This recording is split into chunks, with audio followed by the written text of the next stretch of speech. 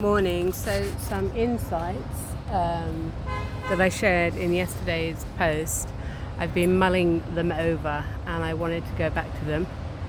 I'm going to lie down again. Is that terrible? Yeah, well, it's a better shot anyway, but it's more relaxing for me. So the happiness from having a baby, I hope you don't get sick watching this. I had a conversation with a dear friend, and I have issues with anxiety for sure, and it's been present in my family since I was born, so I've absorbed it, and it's like a vibration which constantly runs through. I think I've avoided taking up certain possibilities in my life due to, I'm talking about career, relationships, money decisions, putting myself out there, saying what I really feel, I think has been the main thing, which I guess I'm trying to break now. It's by making these videos, but it's the anxiety fuels a certain way of thinking which leads to bad decision making. So the decision making is based on something which is conscious and rational, but actually it's not really rationally weighing up the pros and cons. It's being dictated to by fear, and the fear is there in order to perpetuate the anxiety. And it's my life, so it's up to me to break it. It doesn't really matter the justice or the injustice of who I got it from and where they got it from or where they got it from or anything to do with that. And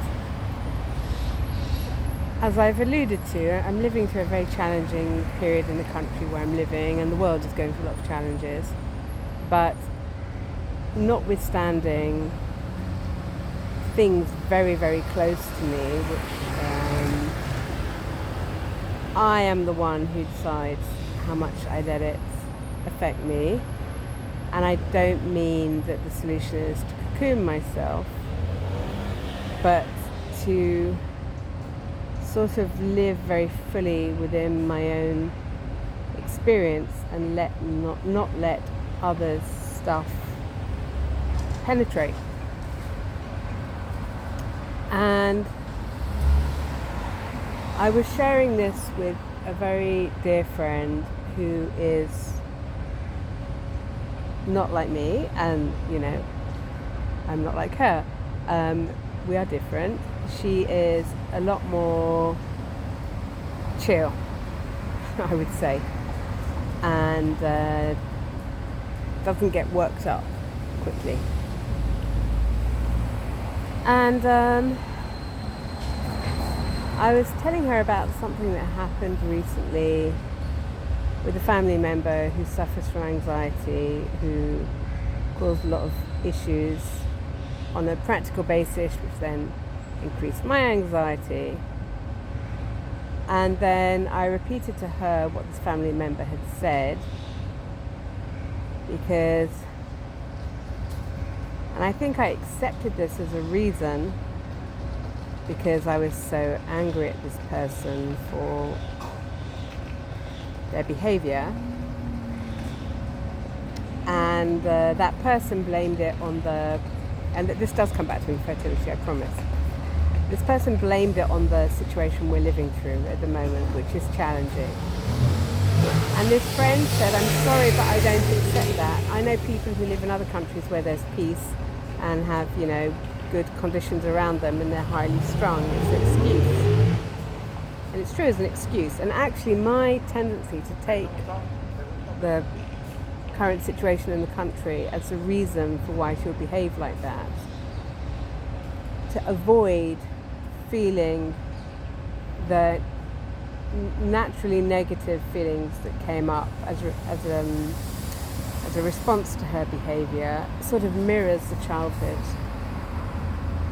emotional mechanism of like wanting to sort of protect the parents, so the parent remains on the pedestal, and make yourself wrong, or just not let the parent be wrong in order to accept their behaviour.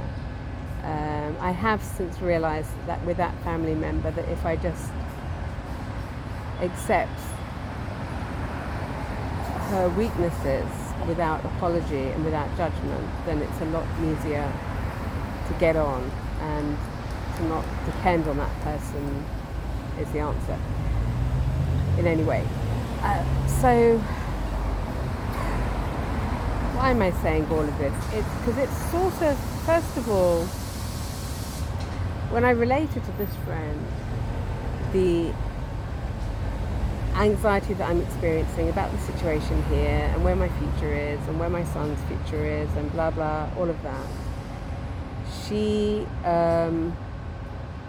was kind of blunt, and was like, you know, if it's something you can do it, but otherwise don't go round and round and round about this. And I explained to her that because she's so chill, and she's also she's an active person, I don't want you to think that she's like a sloth. She's the opposite. She's incredibly active and productive, but she doesn't wallow at all. And she's not like a store for nervous energy.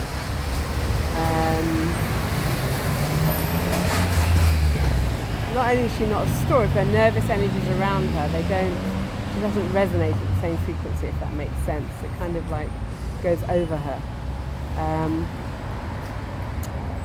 So at first I felt with her bluntness sort of, well, she doesn't understand, and that's not fair, that doesn't make sense, it's rational that I'm going through all of these questions. And then I stopped being defensive quite quickly, because with this person I'm not defensive. I respect her a lot, and I want to listen to what she has to say. But then I thought, you know, it's not quite true what she's saying. I'm not wallowing in it. I do think it's rational that I'm going through these thoughts. And also, she's a little bit older than me, and she's like, look, I'm in the last 30 years of my life. So, you know, I'm not about to move countries because of the situation here. And I'm a similar age group, but I've got my son to think of, and he's got his whole life ahead of him. So I think we're in a different position. So whereas if I was childless, then maybe I would be more on board with some of the outlooks that she shared. As a mother, now it's different for me.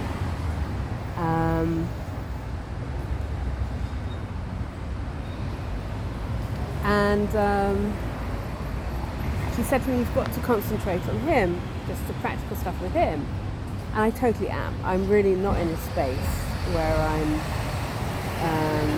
not focusing on him. Maybe these videos are some kind of escape or some way to individuate myself. I think that's probably quite accurate. Also because I really want to make sense of what came before, and I don't want to lose who I was before, so I don't want to wallow in the misery of infertility, but I do want to make it something productive that I can give forward to other people, to not women, to not go through the hell that I went through. But I really am happy. I am so happy. Like, everyone can see it. Maybe she couldn't. I can see it. I'm so happy. And I kind of had this image that it's like, and it's something that I talked about in the previous post about when I had fatigue and I felt I had two batteries, and one was the bigger long-term battery that completely depleted, and then there was a short-term battery that could get filled up with like one or two good nights sleep and a couple of good meals. And the longer-term battery is depleted. Well, my heart on a deeper level is so full. I am so happy. And all this stuff is going on around me. And it is true that I've got anxiety with it, and I notice that when I'm feeling particularly anxious about stuff, I find it a lot harder to connect with my son and be present. But I am present with him. It's not overtaking me. It kind of does overtake me when I'm not with him and have to deal with stuff and sort of get back to where I was. I just have the image, it's like the center of the heart is very deep and filled with love, and the outer edges are kind of like resonating with anxiety. And then when there's anxiety and tension and anger around, it's like vibrating at that level. But because the mass on the inside of the heart is so full with love and just this feeling of, it's a bit like something I once described of how I'm clumsy, but whenever I pick up a baby, I feel very secure and stable. There's something very stabilizing and grounding. There's something from the inside of my heart that's very, very full. Now, I realize this won't stay forever, and that parenting and mothering is about actually letting go as a child becomes more independent. But it's not a one-way depletion street. Like, I dropped him off at kindergarten this morning, and he's extremely friendly and sociable. And I stood for 30 seconds or something just by the exit watching him, because a lot of the babies there are younger, so they experience more distress when they're dropped off at nursery, and it's just the beginning now. We're on the 4th day. Whereas he doesn't seem to experience that, thank God. So I see him like surrounded by all these crying babies, and he's got the dummy in his mouth, and he's holding a toy and reaching out, and I'm just so happy that he's happy. And he really, and yeah, like he enjoys it, and so it's not a one-way street from what I can see now, the depletion of motherhood or parenthood or whatever, because I have like the joy of holding him and protecting him and nurturing him. But I see that he's developing and he's becoming independent and he's happy, and I can let go and leave him and let him be, and I have part of the day to myself now, and I'm just happy that he's happy, and it's really nice. So I have had other periods in my life where, after I did a retreat and stuff like that, where I glowed for like a whole year before I lost it. And I lost it, I think, because I got caught up in anxiety again. It took me over. But where my heart was very full, and everything sort of just like passed me by in that way. So that was one thing that I just wanted to delve into a bit deeper, that came up in the conversation. And the other aspect was about a decision that I made right before I conceived my son. I've been doing the fertility treatments for years. Have I mentioned it was hell? Yeah, it was hell. And I reached the point where I noticed that my periods were becoming a lot lighter. So that meant I was approaching perimenopause. I was 48 and a half at the time. And although once you've reached menopause, you can still conceive and have a kid, as has been proven countless times, it's the quality of the egg, the quality of the sperm, the quality of the embryo, and the health of the uterus. I still don't want to be too old as a mother. It's I feel like in really good shape at the moment because it's so physical and I thrive on exercise. But the body starts like breaking down at some point. Probably it started happening in my 30s. I just haven't noticed.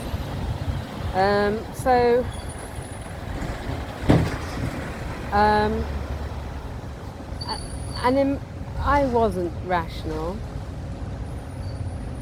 Again, maybe the anxiety was ruling my life. I had these eggs from when I was 39 and a half, and I didn't want to use them early on because I thought, what if I meet someone, I want to be able to give them a kid, and I look younger than my age, and I've got great hormones for my age, and the rules don't apply to me, and I'll try with my 43-and-a-half-year-old eggs, and I got all these really good quality embryos. I got this fantastic hit rate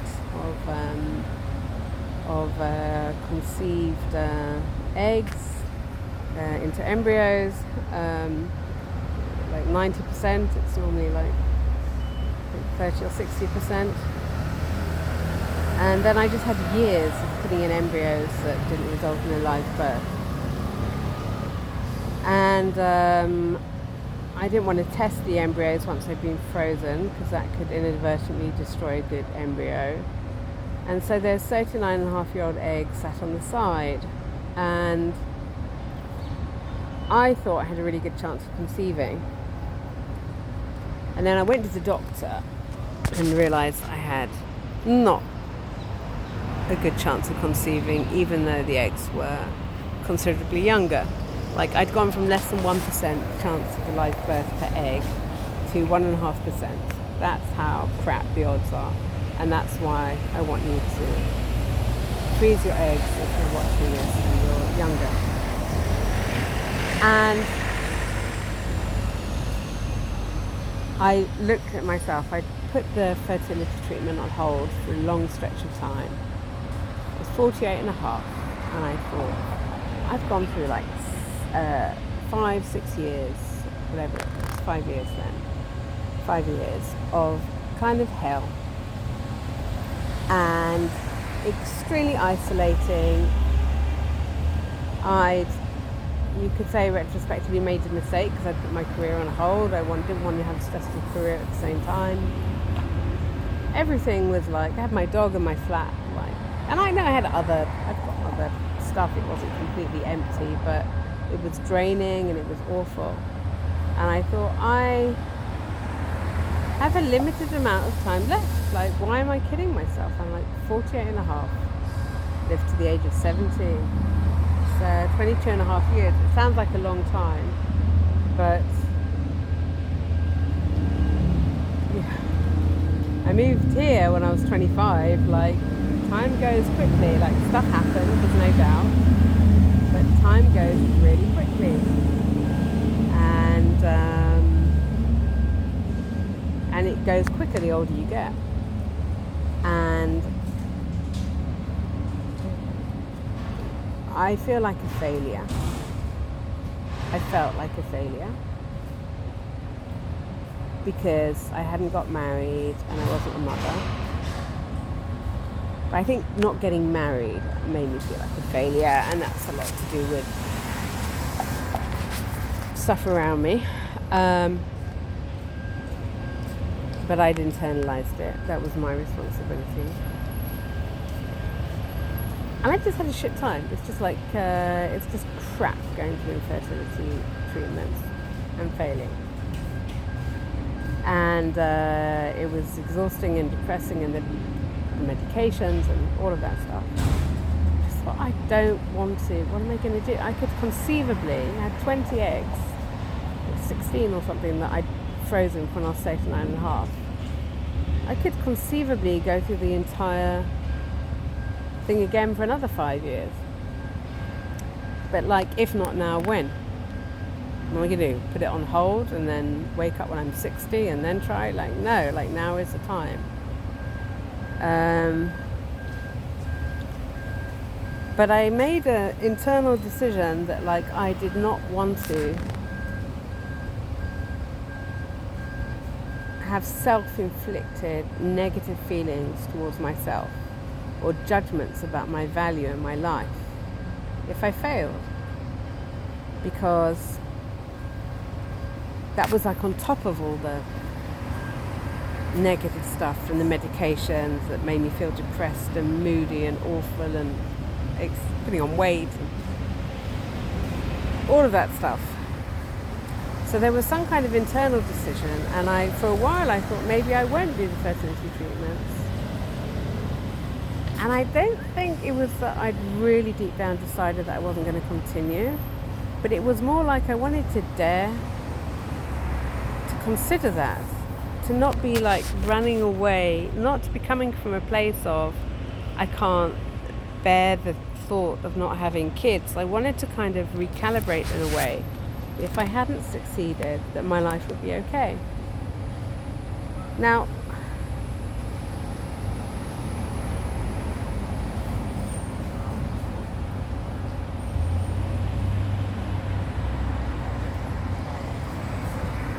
I mean, I can't sugarcoat it really. If I hadn't succeeded, I don't think it would necessarily be a simple journey to where I am now, I know all of the answers of how to have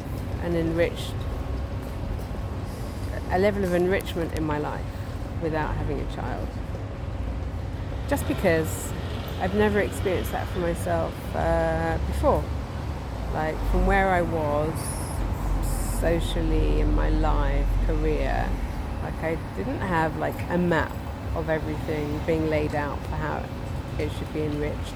Just as right now where I am, I don't have a map of how I'm going to find the right job or money or pension or which country to live in. Like it's I can just tell you that my heart is full, so I have that advantage. There's still challenges in life no matter what, but I had to take that decision, and that decision was to take responsibility for my feelings, in the sense that I couldn't let external circumstances bash me down, or rather be an excuse to bash myself down, because it's my life, and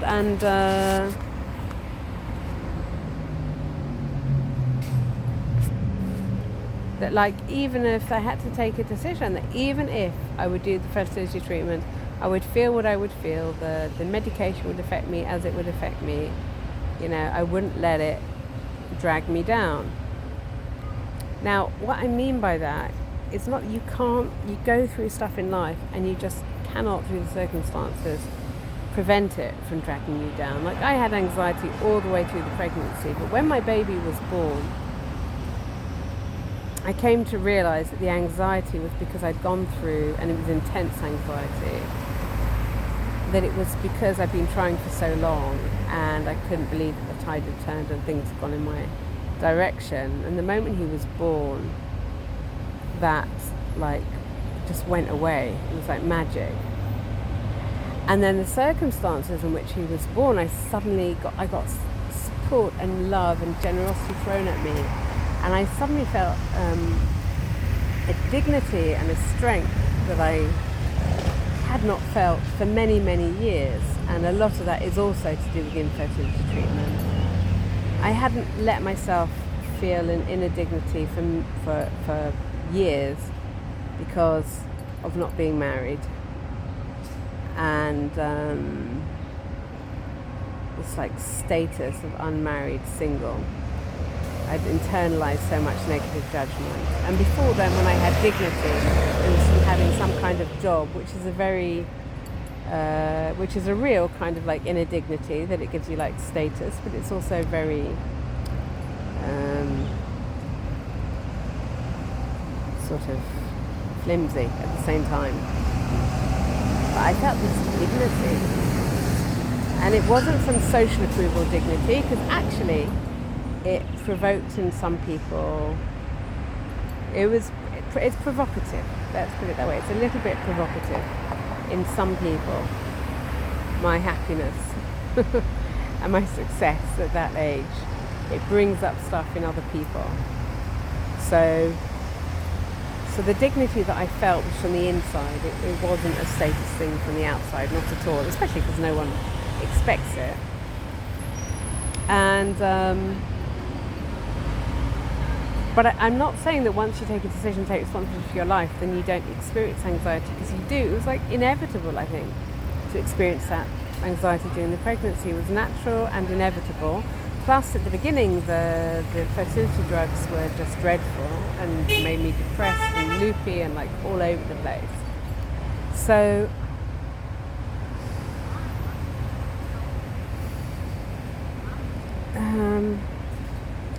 but nonetheless, it was a decision. And then when I was in a place of strength, and at the same time very vulnerable, which is after the birth, and we had all kinds of medical issues, and I was in a foreign country to me, and I was very much alone. I still had support, but like I ended up in an isolated ward and being mistreated by the midwives and all kinds of very difficult stuff I had to deal with. I found this inner strength and resilience. I discovered it inside me. And I can draw it back to a decision that I'd made like 9 months, 10 months, 12 months earlier. That like I just wasn't going to let this shit define me. And it doesn't matter what the shit is that you're deciding isn't going to define you. It's the power that you're drawing on to make that decision. It awakens something. It's a bit like if you move your arm, you're moving your muscle, but you're telling yourself to move your arm, and it's somehow the free decision to tell yourself to move the arm, to move the muscle. That's the bit that you're awakening, to really make a decision for yourself. And I think that's what I wanted to get across in this post. That like these epithets of like, you know, sorry, my dog is the master of her life, and you're the captain of your own ship. I think that's what you want to say. You're the captain of your own ship. Josie?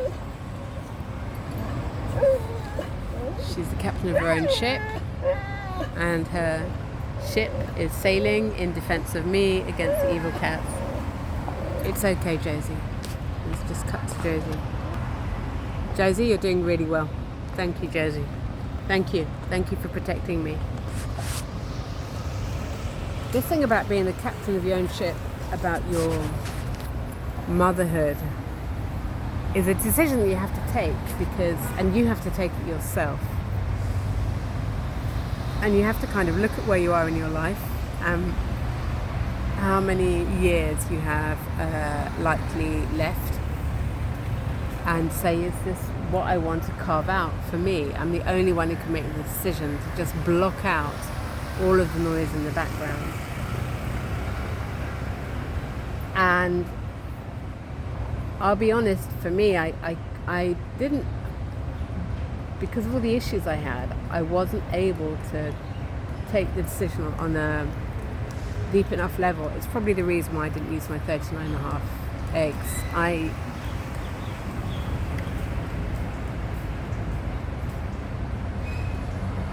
It was only because there was like a deadline. Like I had a lot of fears that I would fuck up my kid, that I'd do a bad job, that it's wrong to bring up a kid without a father, that my child would be completely fucked up. The kid would always be looking for their parents. It's very hard for me, you know, it's not a parent, I'm the parent, but the biological parent, and it would screw them up.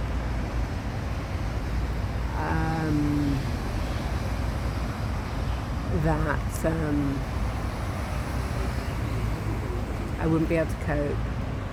I wouldn't be able to cope was the major one. That was a failure.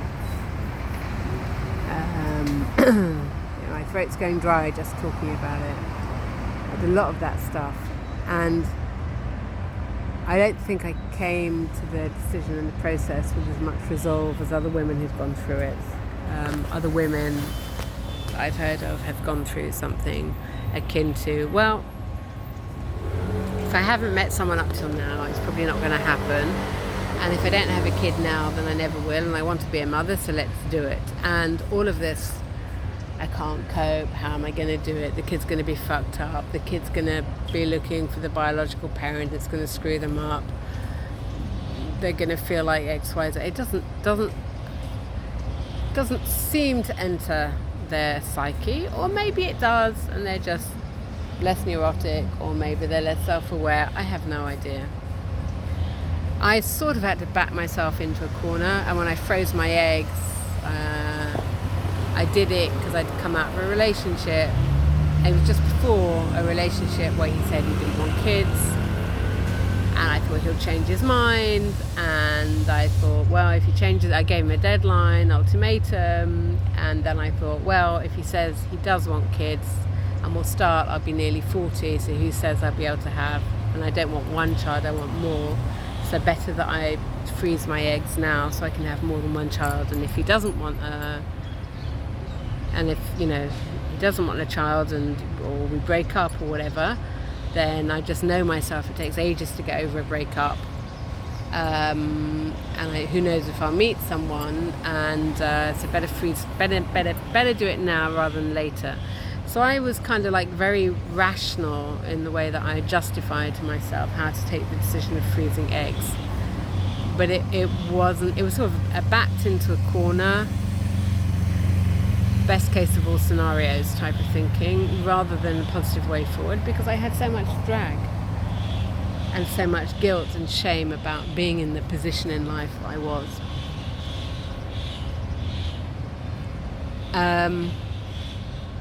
But nonetheless, it was a decision. It was a point in time where I said, this is where I am in my life.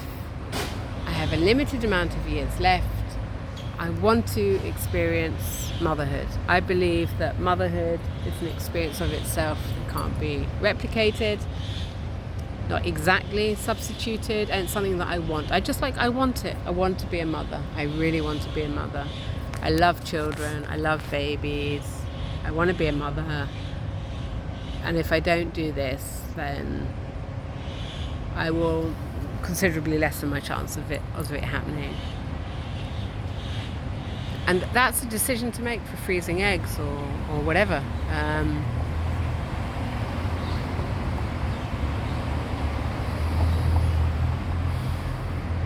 For me now, where I am right now, it's also a decision that I need to make about anxiety and what role it's going to play in my life. And so I'm kind of making this video for me in a way, because I'm 50.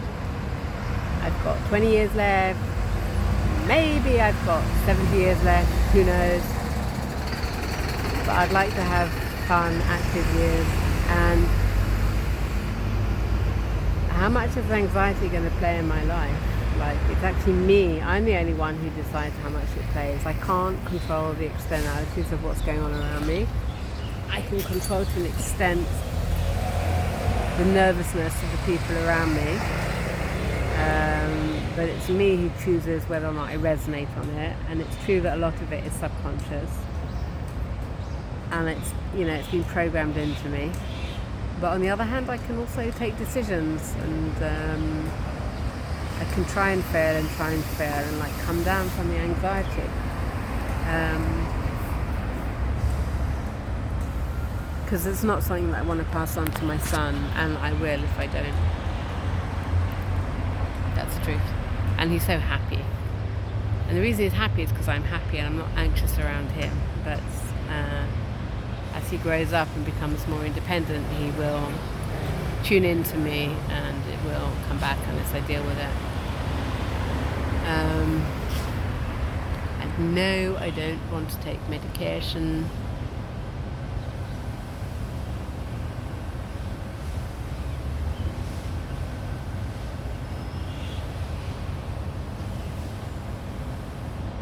It's part of things that I want. I remember I had a lovely boyfriend that I wish I let somebody else's anxiety get to me and we ended up splitting up. I mean, maybe we would split up anyway. I'm not saying that was the only thing, but that was an example of where somebody else's anxiety rattled me and then it changed things in my life. And then we were briefly in contact, but then he started dating someone else. We weren't in contact. But when I took the decision to start trying, I called him and I shared with him that I was afraid that my kid would be fucked up.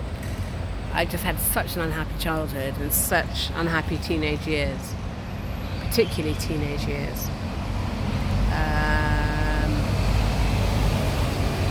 Childhood, I don't think was that. No, early childhood wasn't unhappy, but I would say from the ages of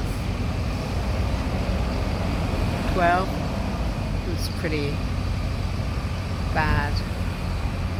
And I was like, what if I was what-ifing to him, and he said to me, well, he will be happy if he has a happy home, so it's your responsibility to be happy and to create a happy home. And that anxiety about what would happen once he was born didn't leave me whilst I was pregnant, because obviously I was very unhappy going through the infertility treatments. So I've got more work to do. I've got clutter to get rid of and things to deal with and anxiety to just go through.